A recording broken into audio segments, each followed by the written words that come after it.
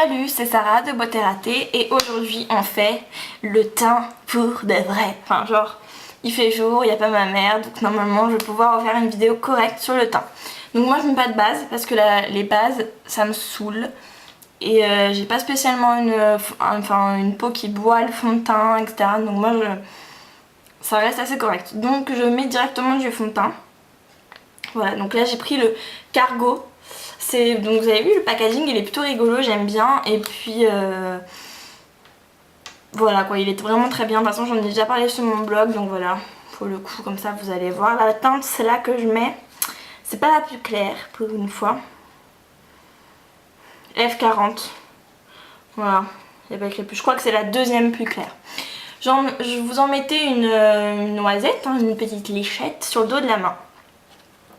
Et ensuite, vous utilisez un pinceau. Alors, dilemme des pinceaux à fond de teint. Moi, j'aime les pinceaux comme ça. Donc, les pinceaux à fond de teint classiques. Donc là, c'est le 190 de MAC. Vous avez aussi le F60 de Sigma, qui est une copie. Et j'aime beaucoup, moi ça me satisfait. Mais il y a plein de filles qui sont pas satisfaites de ce genre de pinceau et qui préfèrent les pinceaux dus aux fibres, comme celui-ci. Donc là c'est le F50 de Sigma.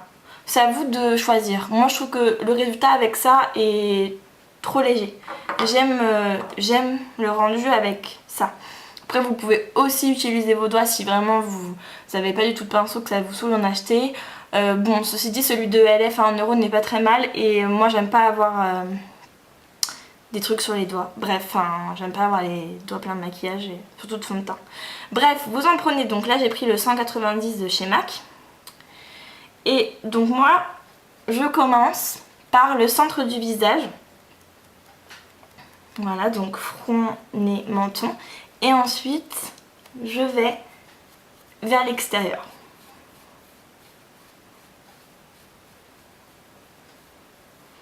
Donc en fait c'est plutôt simple en soi. Donc là j'en ai vraiment pas mis assez. Je vais en remettre un petit peu.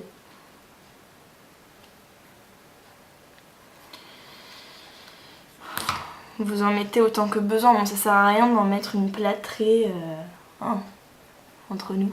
Ça, voilà. Donc j'insiste surtout sur le nez et les pommettes parce que c'est les parties de mon visage où j'ai beaucoup de rougeur. Parce que j'ai une peau réactive. Donc c'est vraiment dans cette région là que j'insiste pour justement cacher les rougeurs au maximum. Voilà. J'avais déjà fait une vidéo sur le teint mais c'était cet été et c'est vrai que j'ai pas la même manière de faire et puis ça m'a été demandé de faire avec le fond de teint Cargo, blablabla, de refaire la vidéo, donc je la refais. J'obéis aux ordres. Voilà. Donc là où on veut vraiment beaucoup de couvrance, on peut tapoter aussi.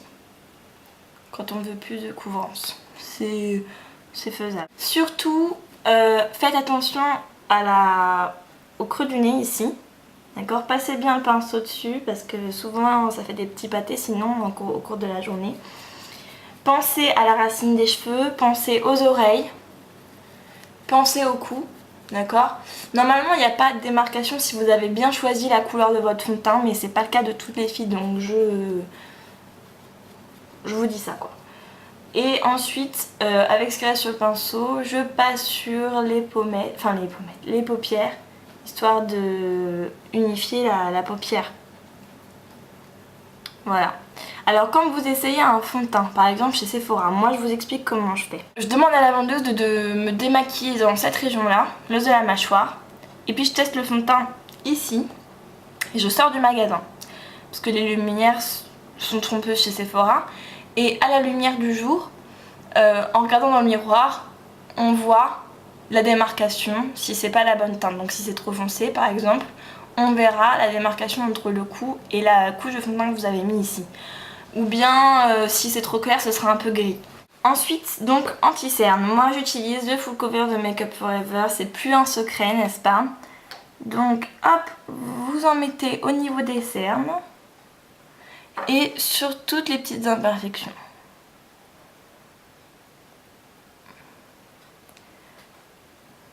Voilà. Et avec le même pinceau, moi je me contente de fondre en tapotant par-dessus. Une fois que cette étape-là est finie, on passe à la poudre. Alors moi j'utilise la poudre pressée de By Terry. Et alors soit vous utilisez les gros pinceaux poudre du genre du F30 de Sigma ou bien les pinceaux Kabuki, c'est vous qui voyez. Moi là j'utilise un gros pinceau poudre et vous poudrez la zone T, donc le front, le nez et le menton. Puis ensuite on en met quand même partout et surtout on n'oublie pas le contour des yeux pour fixer l'anti-cerne. Hop, dans le cou, hein, vraiment partout. Donc là ça, disons que ça fignole le tout. Ensuite, blush. Surtout ne jamais oublier le blush. Le blush, vous pouvez le mettre soit avec un pinceau biseauté. Par exemple là c'est le F40 de Sigma. Ou encore un pinceau duo fibre. Duo fibre ça sert à plein de choses, hein, F50. Vous pouvez aussi poudrer avec un duo fibre. Mettre la poudre de soleil. Vous pouvez tout faire. À vous de voir. Que ce soit poudre ou fluide. Là j'utilise un pinceau biseauté. Et le blush que j'ai choisi c'est un Shu Uemura. Le P-Wine 29. Alors il est très pigmenté donc je le fais juste comme ça. Je le tapote. Je enlève bien l'excédent parce qu'il est, je vous assure qu'il est costaud. On sourit et on le met donc sur la joue sans trop revenir vers le nez quand même, hein, en étirant ensuite vers les cheveux. Ça sert à rien de remonter trop vers la tempe, d'accord?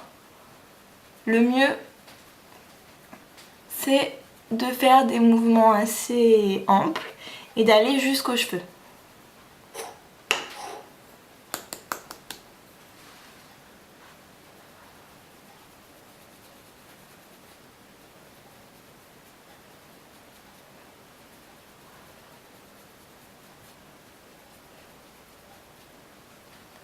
Il est joli, hein?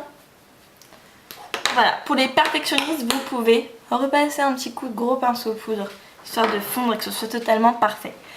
Ensuite, pour moi, ça fait partie du teint, c'est les sourcils. Donc là, c'est un crayon à sourcils de chez Yves Rocher, la teinte c'est blond. On passe vite fait donc dans les sourcils.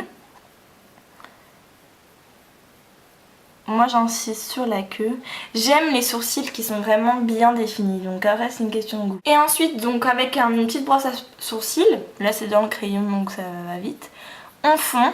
On se coiffe les sourcils et ça va en plus rendre le résultat plus naturel. Parce que ça va fondre un peu le crayon. Rendre tout ça un peu moins dur. Et voilà, là vous avez un joli teint. J'espère que ça vous a été utile. Et voilà, je vous dis à bientôt. Salut!